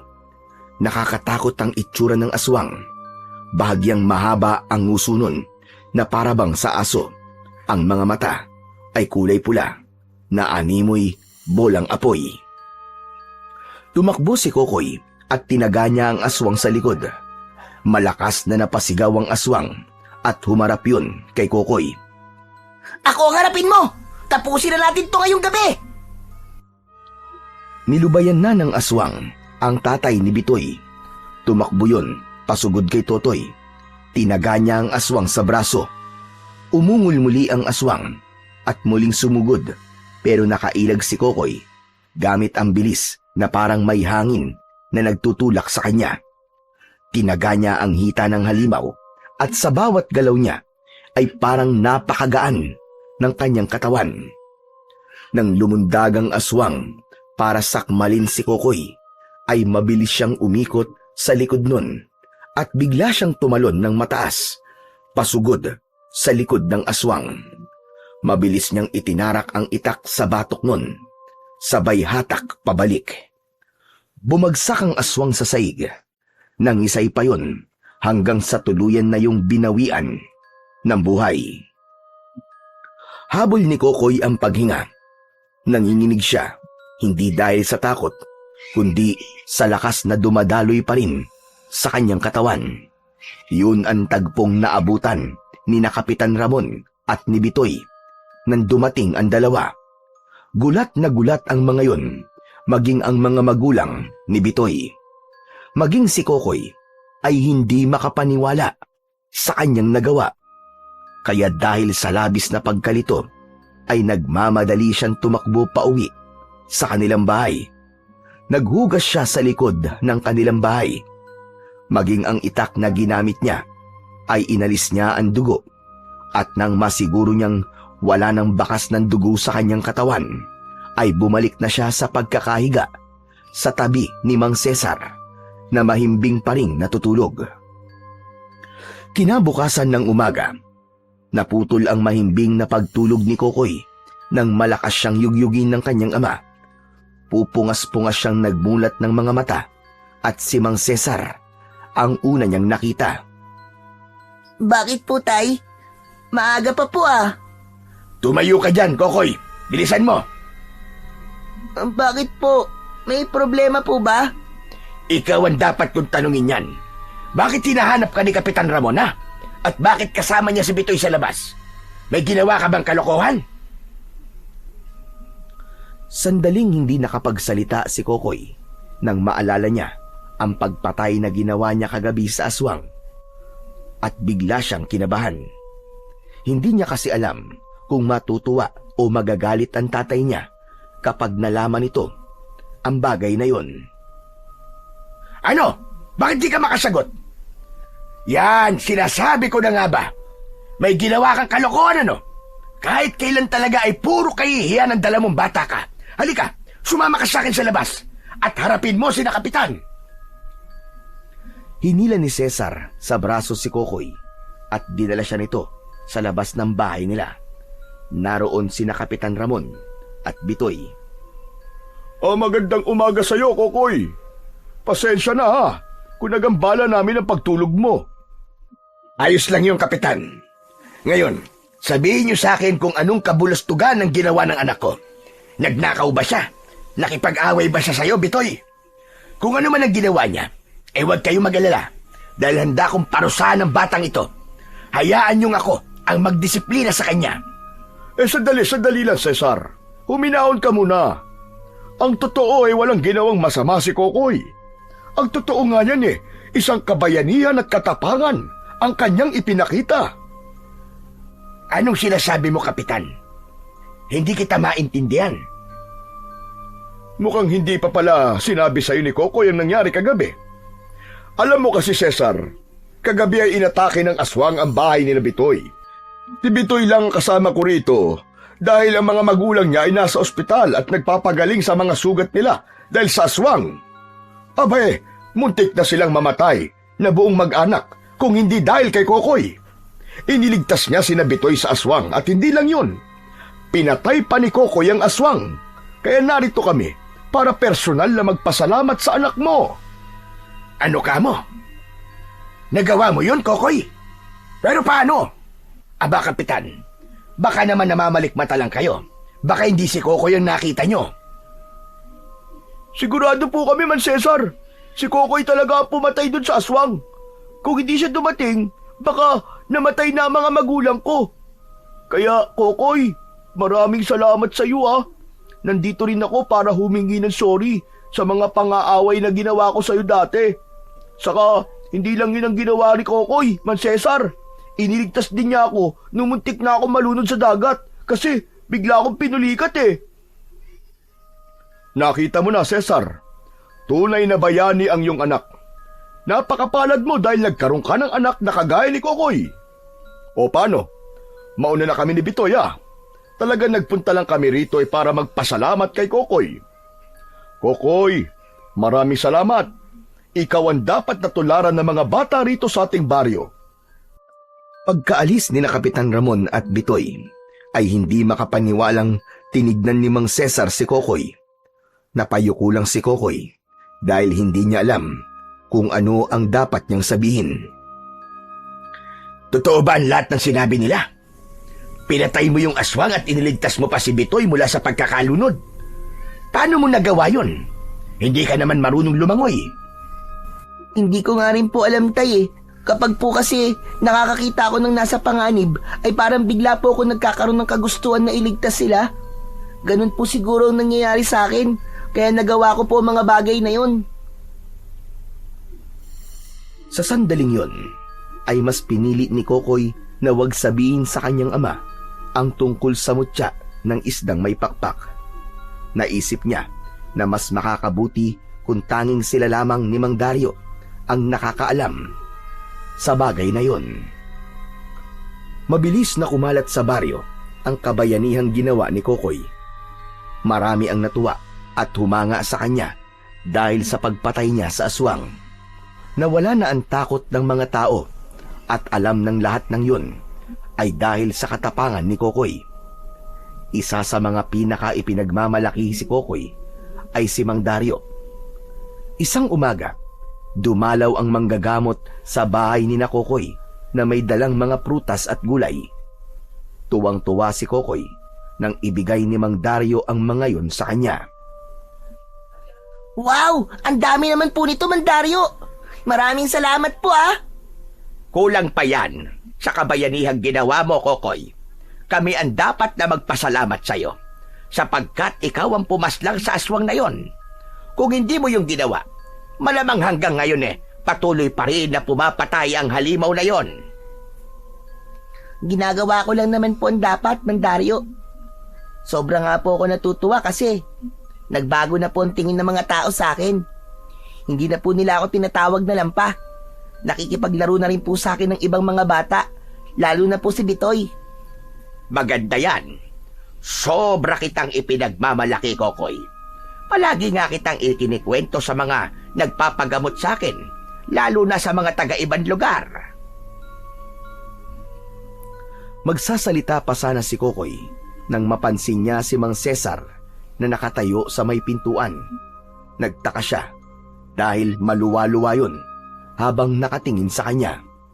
Naglakad papasok si Mang Cesar at tumayo sa harapan ni Kokoy. Alam kong hindi lubos ang kasiyahan mo, Kokoy. Dahil ako na mismong ama mo, ay hindi kay pinagmamalaki. Ako pa ang unang nagduda nang malaman ko ang mga ginawa mo. Kung meron man dapat na unang ipagmalaki ka, ay dapat ako yun. Pero masyado ko nabulag sa galit ko sa nanay mo na sa'yo ko ibinunton. Kokoy, anak, gusto kong humingi ng tawad sa iyo. Napagtanto ko na napakaswerte ko dahil ikaw ang naging anak ko. Sana ay mapatawad mo ko sa lahat ng pananakit at masasakit na salitang ipinaranas ko sa iyo. Naluwa si Kokoy sa mga salitang lumabas sa bibig ni Mang Cesar. Hindi niya na nagawang makapagsalita at sa kauna-unahang pagkakataon ay niyakap niya ng maigpit ang kanyang tatay, habang si Mang Dario naman ay nakangiti at lumuluhang nakatingin sa kanila. Simula noon ay naging maganda na ang trato ni Mang Cesar kay Kokoy. Labis na natuwa si Kokoy dahil sa wakas ay naramdaman niya kung paano mahalin ng kanyang tatay. Hindi na siya nito sinasaktan at palagi na siya nitong ipinagmamalaki sa mga kakilala nito. Nang panahong yun ay wala nang mahihiling pa si Kokoy. Bukod sa maayos na ang trato ni Mang Cesar sa kanya, ay wala na ring aswangan sumasalakay sa baryo nila. Dahil sa pangyayaring yun, ay ipinaalam na ni Kokoy kay Mang Cesar ang tungkol sa mutya ng isdang may pakpak upang mas maunawaan nito kung bakit niya nagawang patayin ang aswang. Hanggang isang araw, humalat sa baryo ni Nakokoy ang isang balita na may parte ng dagat kung saan maraming nahuhuling isda ang mga mangingisda. Hindi lang basta marami, kundi malalaking isda ang naroon na naibibenta sa malaking halaga. Nagkasundo si Nakokoy at Mang Cesar na manghuli ng isda sa parting yun ng dagat. Isang gabi ay nagtungo sila roon. Maraming mangingisda ang naroon na sakay ng kanika nilang mga bangka. Sana iswertein tayo gaya ng ibang mga mangingisda na nanguhuli rito, Kokoy. Sigurado po yun, Tay. Hindi po ba lahat ng mangingisda na nanguhuli sa parting to ng dagat ay umuuwing maraming huli? Tama ka. Sige na, maghagis na tayo ng lambat. Sana'y makahuli kagad tayo ng marami para makauwi kagad tayo. Nang maghagis na ng lambat ang mag-ama, ay nagulat sila nang makarinig sila ng malakas na pagsabog. Nagimbal sila nang makita na may mga mangingisdang naghahagis ng dinamita sa dagat upang mas madaling makahuli ang mga yon ng isda. Kaya naman pala marami silang nahuhuli. Ay ilegal ang paraan nila ng pangingisda. Tay, hindi lang mga isda ang pinapatay nila sa ginagawa nila, kundi maging ang mga korales sa ilalim ng dagat. Hindi na napigilan ni Mang Cesar ang sarili na sigawan ng mga mangingisdang gumagamit ng dinamita. Hoy! Itigil nyo yan! Hindi nyo ba alam na bawal gumamit ng dinamita sa panguhuli ng mga isda? Kapag hindi kayo tumigil, ay magsusumbong ako sa mga pulis! Pinagtawanan lang si Mang Cesar ng mga mangingisda. May nagsabi pa na huwag silang makialam at kapag nagsumbong sila sa mga pulis, ay hindi nila magugustuhan ang mangyayari sa kanilang mag-ama. Tatay, mas mabuti po siguro na umalis na lang tayo rito. Kahit anong daming isda rito, ay wala rin tayong mahuhuli dahil sa mga gumagamit ng dinamita. Tama ka, anak. Doon na lang tayo kung saan talaga tayo nanguhuli ng isda. Nagsagwan na si Nakokoy at Mang Cesar palayo sa parting yun ng dagat matapos nilang hanguin ang kanilang lambat at nagtungo sila sa lugar kung saan sila madalas na nanghuhuli ng isda. Kinabukasan, pagsapit ng umaga, ay naging bisita ni Nakokoy si Mang Dario. May dalayong mga gulay. Nakasanayan na ng matanda na magdala sa kanila ng gulay at prutas. Alam ni Kokoy na paraan yun ni Mang Dario sa pagpapasalamat sa pagpatay niya sa aswang. Maraming salamat sa mga gulay na dala mo, Mandario. Pero hindi mo na to kailangan gawin. Nakakahiya na sa inyo eh. Ayos lang. Ang iba naman dyan tanim ko na kailangan ko ng anihin. Kesa naman mabulok, mas mabuti na ibigay ko na lang sa inyo. Oo nga pala. Alam niyo na ba ang nangyari kagabi doon sa mga mangingisda na nangingisda sa parte ng dagat kung saan maraming malalaking isda? Nakita po namin sila kagabi na gumagamit po ng dinamita, Mang Dario. Kaya pala ang dami nilang nahuhuling isda, ay ganun ang kanilang ginagawa. Hindi ko alam na sa ganyang paraan para sila nanguhuli. Pero hindi yan ang sasabihin ko sa inyo.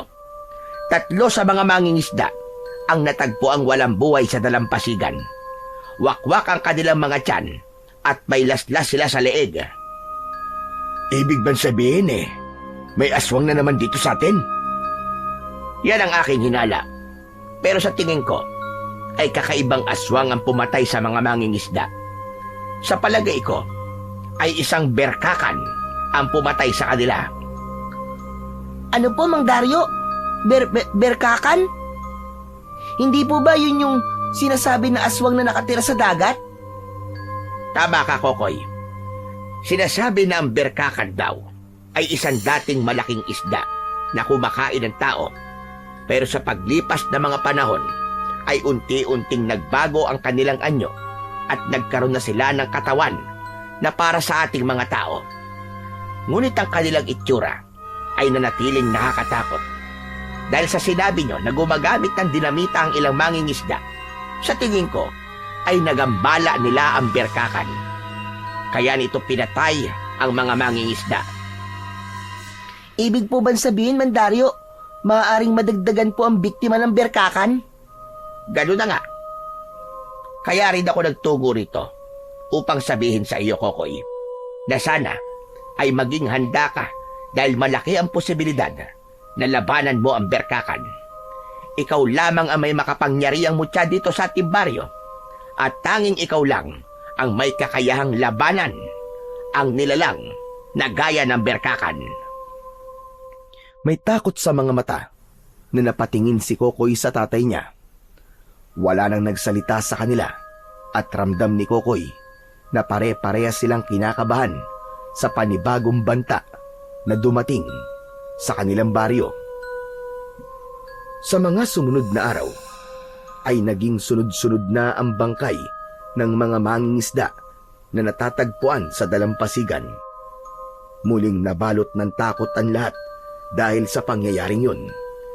Isang araw, habang mag-isang nakadungaw sa bintana si Kokoy, ay tinabihan siya roon ni Mang Cesar.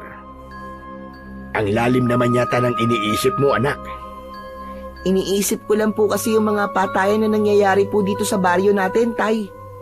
Hindi na po tuloy tayo makapangisda sa gabi dahil doon. Kaya nga mas maganda pa namang mangisda sa gabi dahil mas marami tayong nahuhuli lalo na kapag bilog ang buwan. Tay, sa tingin niyo po ba ay dapat ko nang harapin yung berkaka na sinasabi ni Mandaryo na pumapatay sa mga mangingisda? Sa totoo lang, anak, kung ako masusunod, ay ayokong gawin mo yun dahil ilalagay mo sa panganib ang buhay mo. Napakatagal na panahon na pinabayaan kita, Kokoy. Kaya sa pagkakataong ito, ay wala akong ibang gustong gawin kundi ang protektahan ka. Pero alam ko rin, anak, na kahit bata ka pa lang, ay may mabigat ka ng responsibilidad na dala dahil sa mutya na meron ka. Yan din po nasa isip ko, Tay. Pero kung hindi sana gumamit ng dinamita yung mga mangingisda, siguro ay hindi magagalit yung berkakan. Pakiramdam ko po kasi nagambala lang siya o kaya nasira ang tirahan niya. Kaya siya pumapatay ng mga tao bilang paraan ng kanyang paghihiganti. Kung minsan talaga, kasalanan din nating mga tao kung bakit tayo napapahamak. Kung nakontento lang sana ang ibang mangingisda, ay baka hindi nagalit ang berkakan. Sa gitna ng pag-uusap ni Kokoy at Mang Cesar, ay nakarinig sila ng ingay mula sa labas ng kanilang bahay. May mga boses ng mga tao na tumatawag ng pangalan ni Kokoy. Nagtatakang lumabas ang mag-ama at nagulat sila dahil maraming tao ang nasa labas. May mga umiiyak at nagmamakaawa kay Kokoy na tugisin niya ang pumatay sa mga asawa ng mga ito. Sa unahan ng mga tao ay naroroon si Kapitan Ramon. Kapitan, anong ibig sabihin ito? Bakit ang daming tao na nandito sa amin? Nagpasama sila sa akin para kausapin si Kokoy. Nasabi kasi sa akin ni Mandaryo na maaaring ang aswang sa dagat o ang berkakan ang pumatay sa mga mangingisda. Nais ng mga narito na patayin ni Kokoy ang aswang na yon, Cesar. Hindi lang para mabigyan ng hustisya ang mga naging biktima nito, kundi upang wala na sumunod na mamatay. Pero hindi ibig sabihin na nagawang patayin ni Kokoy yung unang aswang ay magagawa niya ulit yun. Lalo na't kakaibang aswang ang berkakan. Ngunit maawa ka naman sa pamilya ng mga biktima, Cesar. Isa pa, apektado na ang mga mangingisda dito sa atin. Ikaw rin. Dahil natatakot na silang pumalaot tuwing gabi. Pero Kapitan, hindi niyo ba naisip na kasalanan din ng ibang mangingisda kung bakit sila pinatay? Gumamit sila ng dinamita, kaya nagambala ang tahanan ng berkakan. Cesar, wag na nating sisihin ang mga biktima. Oo, mali ang gumamit ng dinamita sa panguhuli ng mga isda. Ngunit hindi rin tama ang patayin sila. Kaya Kokoy, nakikiusap ako sa iyo na harapin mo ang berkakan. Ikaw lamang ang may kakayahan na patayin ang aswang na yun, gaya ng ginawa mo dun sa unang aswang dito sa baryo natin. Huwag po kayo mag-alala, Kapitan. Gagawin ko po ang lahat ng makakaya ko para matigil na po ang patayan dito. Natutuwang hinawakan ni Kapitan Ramon ang isang kamay ni Kokoy. Maraming salamat sa iyo, Kokoy. Pasensya ka na, iho. At ikaw lang talaga ang maaasahan namin pagdating sa ganitong problema. Humarap si Kapitan Ramon sa mga tao at muling nagsalita. Narinig niyo naman siguro ang sinabi ni Kokoy, mga kasama. Gagawin niya ang lahat para matigil ng pagpatay ng berkakan. Sige na, mga kasama. Maaari na kayong umuwi sa inyong mga bahay at ipagdasal natin ang tagumpay ng ating batang bayani na si Kokoy. Sabay-sabay na umalis ang mga tao at sumunod na rin sa mga yon si Kapitan Ramon. Anak, sigurado ka ba sa desisyon mo na yan? Haharapin mo at papatayin ang berkakan? Wala naman po akong ibang pagpipilian, Tay, kundi ang gawin yon. Tama po si Kapitan. Mali man ang ginawa ng ibang mangingisda, ay mali rin po na patayin sila sa ganung paraan. Sa tingin ko po, ay may laban po ako sa berkakan, lalo na't mas magagamit ko po ang kapangyarihan ng mutya sa tubig. Sana nga'y magtagumpay ka, anak. Pero huwag ka mag-alala, dahil hindi ko hahayaan na mag-isa ka sa laban mo. Sasama ako sa'yo. Hindi kita pwedeng pabayaan. Ako rin. Sasamahan din kita, Kokoy. Nagulat sina Kokoy at Mang Cesar nang marinig nila ang boses ni Mang Dario. Nakita nila ang matandang manggagamot na palapit sa kanila. Nalaman ko na nagtugo rito ang mga tao at si Kapitan para hilingin sa'yo na labanan at patayin mo ang berkakan.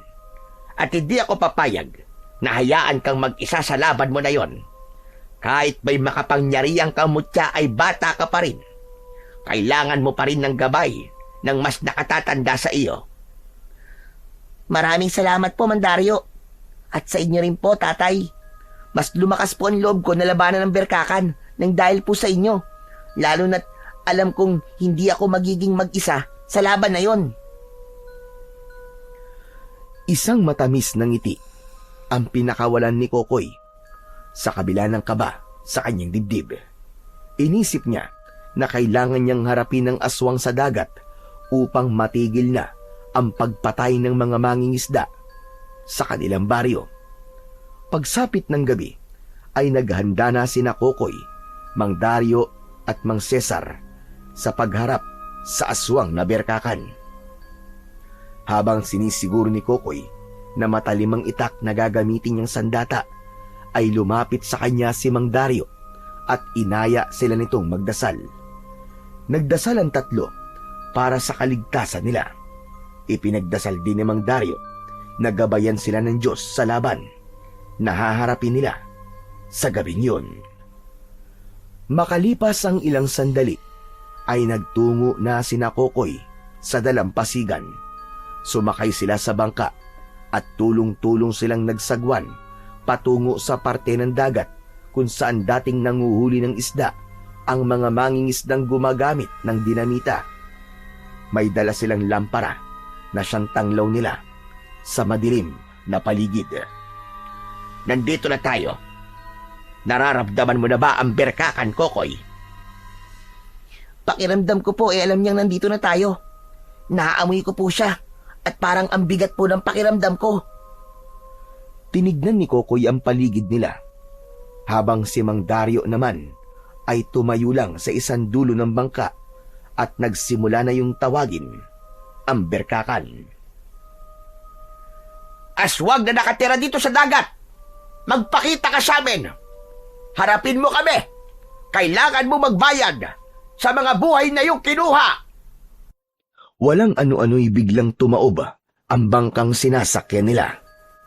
Nawasak yun at nakita nila ang isang kakaiba at nakakatakot na nilalang na lumitaw sa tubig. Sa kasamaang palad ay nabitiwan ni Kokoy ang hawak niyang itak, habang sina Mang Dario at Mang Cesar naman ay kumapit sa sirasirang parte ng bangka upang lumutang ang mga yon sa tubig. Kulay abo ang balat ng berkakan. Puno ng kaliskis ang buo nitong katawan.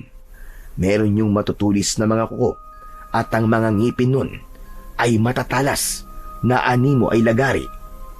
Malalaki ang mga mata ng berkakan na purong itim. Kokoy! Yan na ang berkakan! Sige na! Patayin mo na siya, iho! Patayin mo ang aswang na yan! Pero Mandaryo, nabitiwan ko po ang itak ko. Eto anak, gamitin mo ang sibat ko! Saluin mo! Ibinato ni Mang Cesar ang sibat kay Kokoy at madali niya yung nasalo. Humarap si Kokoy sa kalaban at naramdaman niya ang kapangyarihan ng mutya. Sumisid siya sa ilalim ng tubig at pagkatapos ay lumilipad siya sa ibabaw ng dagat. Sa isang iglap ay nasa gilid na siya ng berkakan at inundayan niya ito ng saksak gamit ang kanyang sibat. Tumama iyon sa tiyan ng aswang.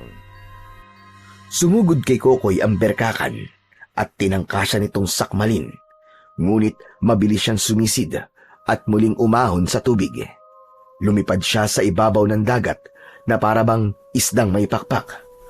Nang bumagsak siya sa dagat, ay muli siyang sumisid pailalim. Nagalit ng husto ang berkakan at sinundan nito ang batang si Kokoy. Naglaban sila sa kailaliman ng dagat. Sa kabila ng lalim ng kinaroroonan nila, ay hindi kinakapos ng hininga si Kokoy. Muling umatake si Kokoy at nasaksak niya ng sibatang aswang sa hita. Biglang lumangoy ang berkakan palayo kay Kokoy.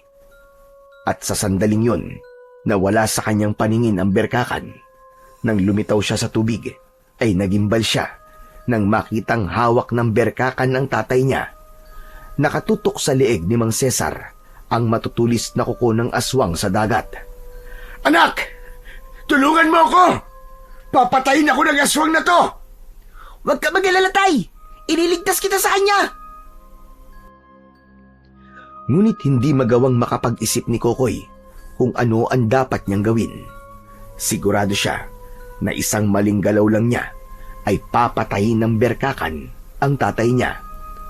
Pinakatitigan ni Kokoy ang berkakan. Nagtama ang mga mata nila. Hindi galit ang nakita niya sa mga mata nito, kundi lungkot at takot. Hanggang sa doon na naintindihan ni Kokoy ang lahat. Alam kong naiintindihan mo ako, berkakan. Parang awa mo na. Huwag mong sasaktan ang tatay ko. Siya na lang ang meron ako. Naiintindihan kita. Alam kong natatakot ka dahil sa mga taong gumagamit ng dinamita sa pangingisda. Natatakot kang mawala ng tahanan. Alam kong pinuprotektahan mo lamang ang iyong tahanan, kaya mo sila pinatay. Huwag kang mag-alala, berkakan. Kakausapin ko ang mga tao. Sasabihin ko sa kanila na huwag na nilang gambalain ang iyong tahanan. Parang awa mo na. Huwag mong sasaktan ang tatay ko.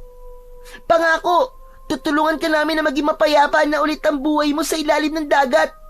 Basta't huwag ka na ulit papatay ng mga tao. Nangangako ko sa iyo, berkakan. Isang mahabang pag-ungol ang pinakawalan ng berkakan na parabang nagdadalamhati yun. Alam ni Kokoy na naintindihan nito ang mga sinabi niya.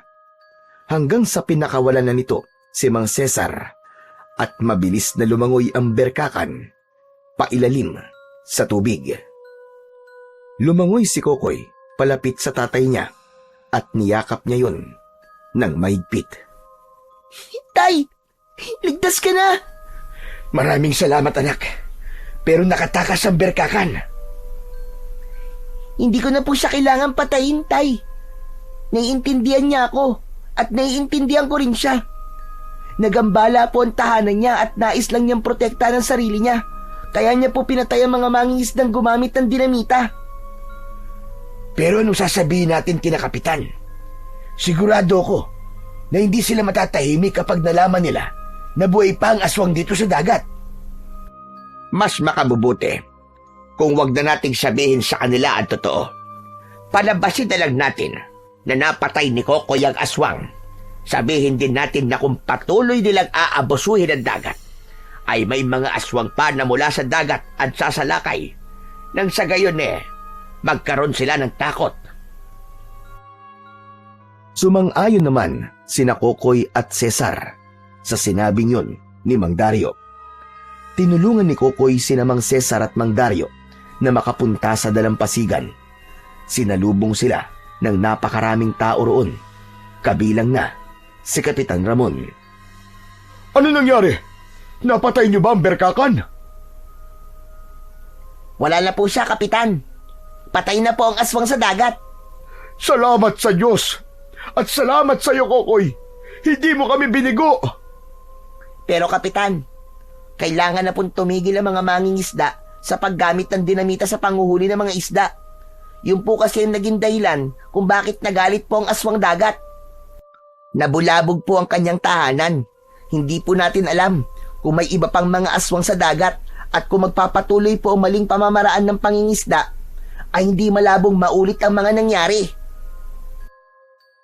Naging epektibo naman ang ginawa ni Kokoy na pagsisinungaling.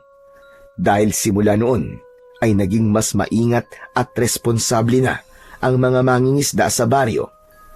Natuto ang mga ito na alagaan ng dagat at iwasan ang paggamit ng dinamita sa pangingisda.